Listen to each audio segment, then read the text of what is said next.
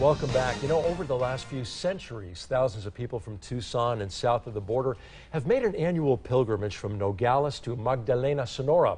And this is a walk of about 100 kilometers, or about 62 miles. Long walk, and with a camera in hand, our own Paul Cicala also made the trek. Around this time every year, tens of thousands of people from southern Arizona and from south of the border make the journey here to Magdalena, Sonora. Tucson native B. Smith begins his pilgrimage to Magdalena as he does every year at sunrise with a prayer in front of the San Xavier mission, a few blocks from his home on the Tohono O'odham Indian Reservation.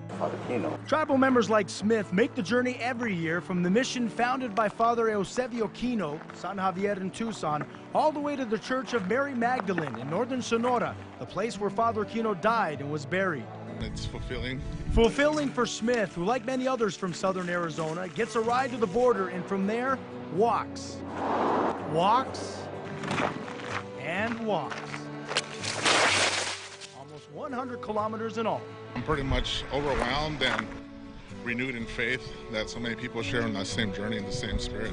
A spiritual journey, Smith says, is also a vow to St. Francis Xavier. It's a lifelong commitment to make the trip on foot, on horseback, or even on bicycle. It's a hobby, it's a sport for us. Educational. So much so, with a camera in hand, I too was inspired to experience the long walk from the border to Magdalena. Growing up on Tucson's south side, near the Tohono O'odham Indian Reservation, I had a lot of childhood friends always talk about the pilgrimages their families made over the generations from San Xavier all the way to Magdalena. I feel very honored that I too am making that long journey. And one thing that's very interesting to me is seeing all of the diversity along the way. People of all walks of life, like Nelson Benedict. He's been taking part in this passage since moving to Arizona 10 years ago. I do it all the time. Nelson says he's always amazed at the scores of people that camp out alongside the road to help the walkers by handing out food, drinks, and first aid kits. To bring you water, nice person, you know. It's actually opened my eyes, knowing your neighbor pretty much, knowing a different side of the border, although we're pretty much still connected.